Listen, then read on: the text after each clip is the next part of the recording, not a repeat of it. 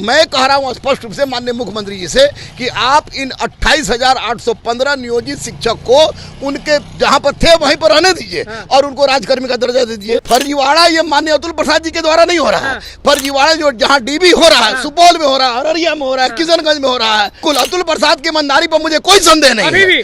नमस्कार, मैं हूं निकुल तिवारी और आप लाइव सीरीज देख रहे हैं। देखिए, दरोगा गुरु रहमान हमारे साथ मौजूद हैं। सड़क पर फिर मिले हैं अंधेरे में।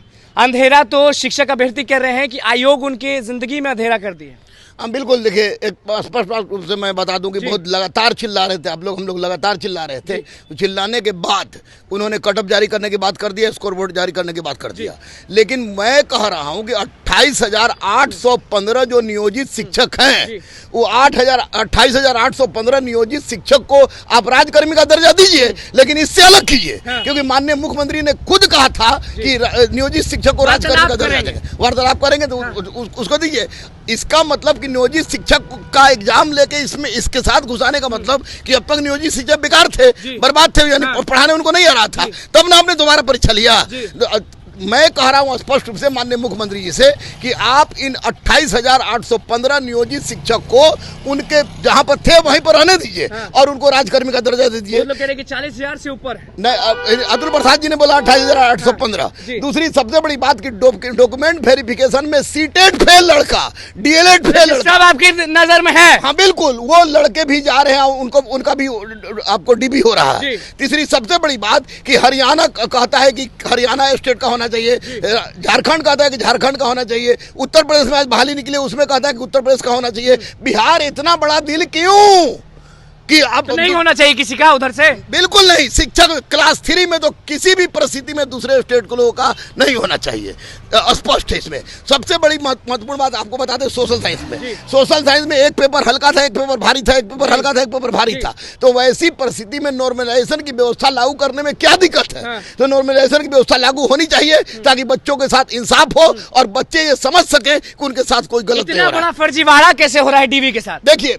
फर्जीवाड़ा ये माननीय अतुल प्रसाद जी के द्वारा नहीं हो रहा है। फर्जीवाड़ा जो जहां डीबी हो रहा है, सुपौल में हो रहा है, अररिया में हो रहा है, किशनगंज में हो रहा है, फारबिसगंज में हो रहा है। आप कह रहे हैं कि अतुल प्रसाद ठीक है, डीबी जो कर रहे हैं गलत है? बिल्कुल अतुल प्रसाद की ईमानदारी पर मुझे कोई संदेह नहीं है, अभी भी कोई संदेह नहीं है। बहुत दिन के बाद ट्वीट किए हैं, बीच में चुप थे। हम बीच में चुप थे, ये उनकी गलती थी।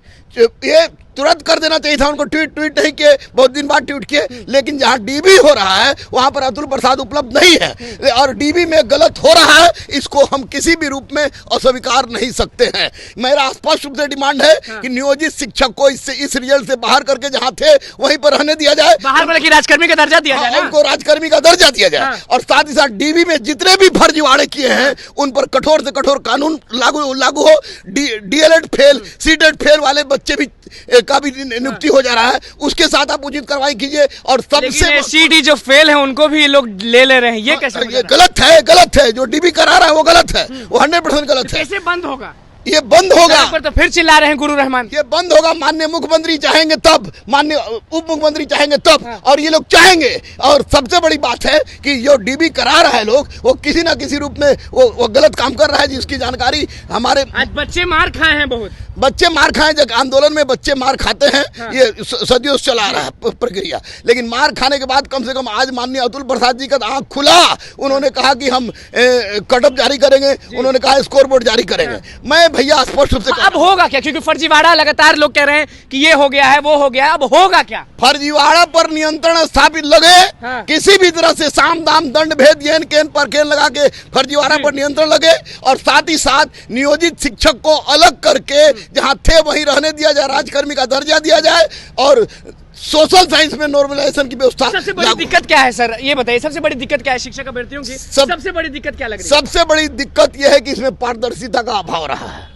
पारदर्शिता का अभाव सबसे बड़ी दिक्कत रही है। बच्चे समझ नहीं पा रहे थे कि क्या हुआ क्या नहीं हुआ, मैं क्यों फेल कर गया, फलाना क्यों पास कर गया। इसमें प्रॉब्लम, हड़बड़ में गड़बड़ क्या हो गया? हड़बड़ में गड़बड़ हुआ है, निश्चित इसमें कोई अस्वीकार नहीं जा सकता। हड़बड़ में गड़बड़ हुआ है। अतुल प्रसाद ईमानदार हैं, अभी भी कर रहे हैं, मैं बार बार कहूंगा, उनकी ईमानदारी पर कोई संदेह नहीं। लेकिन जो डीबी हो रहा है वहां पर गड़बड़ हो रहा है। तो सरकारी लोग है ना, तो सरकारी लोग है, तो उस पर अंकुश लगाने की जरूरत है ना। उस पर अंकुश लगाए माननीय अतुल प्रसाद सर, उस पर अंकुश लगाए माननीय मुख्यमंत्री, उस पर अंकुश लगाए माननीय उप मुख्यमंत्री। मुख्यमंत्री क्या लग रहा है जवाब देंगे हिसाब लेंगे। निश्चित रूप से जब आप लेना ही पड़ेगा, क्योंकि ये बिहार के बच्चों का सवाल है। बिहार के बच्चों का सवाल इसलिए है कि ये शिक्षा से जुड़ा हुआ मामला है, और शिक्षा वो भाई सरकारी स्कूल जिसकी छवि दिन पर दिन खराब हो गई थी, उसको सुधारने का सबसे अच्छा उपाय है। अभ्यर्थी बड़ा रो रहे हैं। अभ्यर्थी रो रहे हैं तो उनके साथ इंसाफ हो, इंसाफ हो उनके साथ।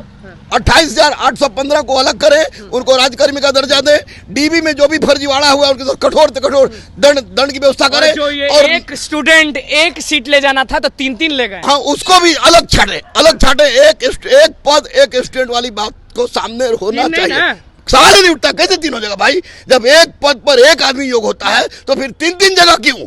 क्या तो दिए हैं तो होगा ही रिजल्ट। दिए तो होगा, दो जगह छाटे तो इसका मतलब अब दूसरे उस जगह पर दूसरे बच्चे को ले जो बेरोजगार है। सबसे बड़ा ये सवाल हो रहा है कि सीट भर पाएंगे लोग या नहीं।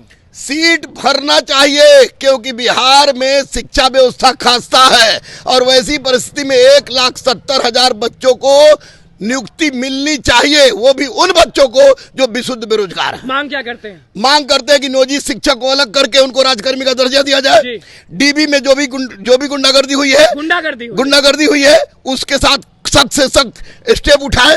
साथ ही साथ सोशल साइंस में नॉर्मलाइजेशन की व्यवस्था लागू हो, और एक पद एक व्यक्ति की प्रक्रिया सामने होनी चाहिए। यही मेरी मूल रूप से डिमांड है। और 1,70,000 सीट को किसी भी हालत में भरा जाए। 5% घटाना पड़े, 7% घटाना पड़े, माननीय अतुल प्रसाद जी ने कहा था, तो उसको आप ऐसा कीजिए। मतलब कि घटाना पड़े तो घटा दें, कट ऑफ या फिर जो भी घटाना हो, लेकिन सीट भरे, क्योंकि स्कूल की व्यवस्था खराब है, और जब तक शिक्षक नहीं जाएगा आंखों से देखा जा रहा है ये जितना भी चीज हो रहा है। मैं पागल हूँ, रोड पे आपको मिल गया, रोड पे यहाँ पे कभी कोई आदमी मिलेगा? इस सुनसान वीरान जगह पर मैं आपको मिल गया, तो मिलने का मतलब क्या है कि दिल में दर्द है, बच्चों के प्रति दर्द है, स्कूली व्यवस्था के प्रति दर्द है, इसलिए मैं रोड पर मिलकर चिल्ला रहा हूँ। दरोगा गुरु रहमान हमारे साथ मौजूद थे, अंधेरी सड़क में मिले हैं। किस तरह से चिल्ला रहे थे बीपी शिक्षक भर्ती परीक्षा रिजल्ट पे काफी गर्म है, और सीधे मांग कर दी है। और अतुल प्रसाद को क्या कुछ बोले, नीतीश कुमार पे क्या बोले, वो आपने सुन लिया। तो बस अब देखना ये होगा कि जितना भी मांग किए हैं गुरु रहमान वो पूरा कब होता है। तो बस लाइव सीरीज के साथ बने, चैनल को सब्सक्राइब करें। धन्यवाद।